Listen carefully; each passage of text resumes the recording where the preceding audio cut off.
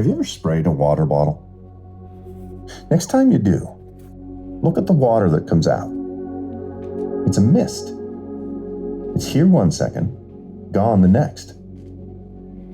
The truth is that our lives are the same way. We're here one second, then gone the next.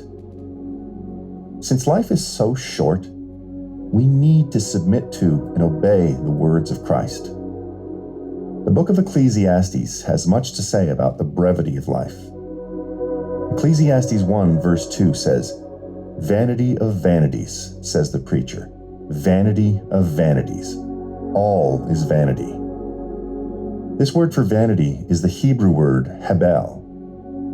Hebel can be translated as vanity or transitory. 1 minute we're here, then the next we're gone. Many scholars believe that the author of the book of Ecclesiastes is a king named Solomon. If there was ever a person who had it all, it was Solomon. Now, Ecclesiastes 2 verse 1 in the Amplified Translation says, "I said to myself, come now, I will test you with pleasure and gratification. So enjoy yourself and have a good time. But behold, this too was vanity, futility, meaninglessness."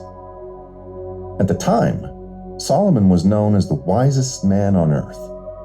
People would travel from great distances just to see him. When it came to wealth, he far surpassed anyone at the time. He was as wealthy as Bill Gates is now. When it came to sexual pleasure, he had far more than any man could handle. He had 700 wives and 300 concubines.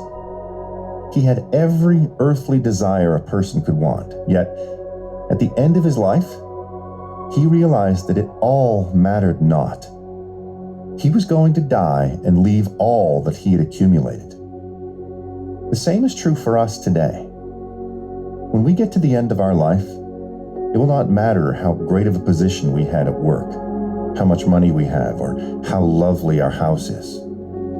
Almost everything we own will end up in a garage sale or a trash dump.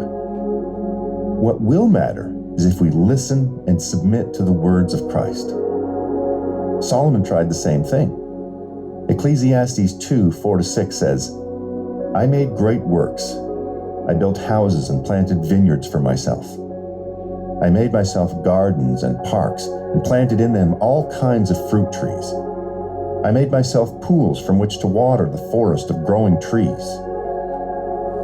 Solomon had many more resources. His houses, he lost the day he died. And eventually, all that we have will not be left standing.